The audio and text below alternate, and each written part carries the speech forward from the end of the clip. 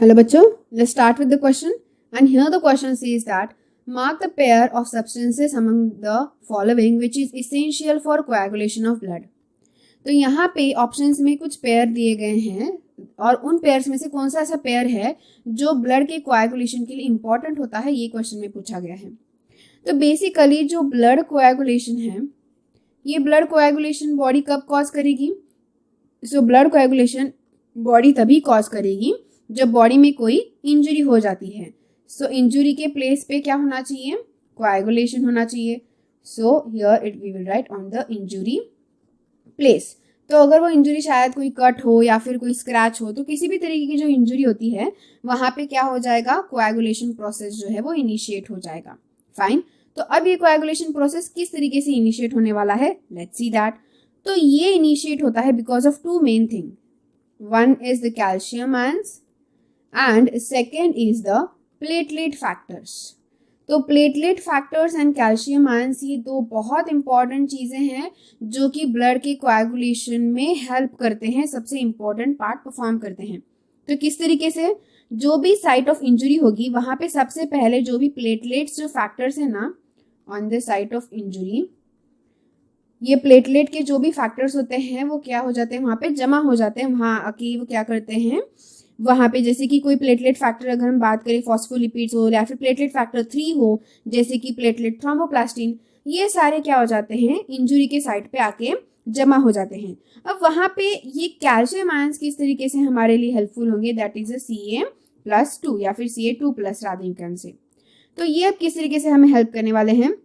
Let's see. तो जहां पे भी कोई इंजरी कॉज हुई है वहां पे क्या होगा कि जो भी ब्लड प्लाज्मा का प्रोटीन होता है enzyme, that is called as prothrombinase. Prothrombinase एक प्रोटीन एंजाइम है और ये जो प्रोथ्रोम्बिनेज होता है this performs a very main function. और किसका फंक्शन करता है ये फंक्शन परफॉर्म करता है to convert the prothrombin. Prothrombin जो है उस प्रोथ्रोम्बिन को कन्वर्ट करेगा ये एक एक्टिव फॉर्म थ्रोम्बिन में. Thrombin which is a active form.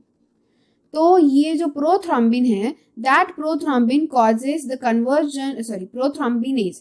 The prothrombinase will causes the conversion of prothrombin into thrombin, क्योंकि थ्रोम्बिन एक एक्टिव फॉर्म है और प्रोथ्रोम्बिन एक इनएक्टिव फॉर्म है.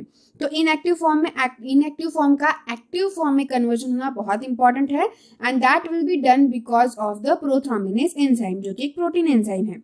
तो वो कैटेलाइज करेगा इस तरीके का रिएक्शन. फर्दर अब ये थ्रोम्बिन क्या करेगा? सो फर्दर ये थ्रोम्बिन अपना फंक्शन परफॉर्म करेगा. दैट इज कि ये थ्रोम्बिन क्या करेगा? This thrombin will convert the fibrinogen. ये क्या कन्वर्ट करेगा? फाइब्रिनोजेन को कन्वर्ट करेगा फाइब्रिन में. It will convert into fibrin. तो यहाँ पे ये थ्रोम्बिन का फंक्शन क्या है? एक एक्टिव थ्रोम्बिन का, वो कन्वर्ट करता है फाइब्रिनोजेन को फाइब्रिन में. And fibrin which will clot the blood, जो ब्लड को क्या करेगा? क्लॉट करेगा. सो इस तरीके से जो ब्लड क्लॉटिंग होता है वो ब्लड क्लॉटिंग में ये सारे एंजाइम्स और प्रोटीन्स जो है वो इन्वॉल्व होते हैं. अंडरस्टैंड? बहुत सिंपल है कि यहाँ पे ये फाइब्रिन क्या करेगा? फर्स्ट ये फाइब्रिन जो है, ये जो फाइब्रिन कन्वर्ट हो चुका है ये एक नेटवर्क फॉर्म करता है. Network, dense network. ये डेंस नेटवर्क फॉर्म करता है कहाँ पे? जहां पे भी इंजरी हो चुकी है वहां पे डेंस नेटवर्क फॉर्म करता है ताकि वहां पे क्या हो जाए? एक क्लॉट क्रिएट हो जाए, ब्लड जो है वो क्लॉट हो जाए.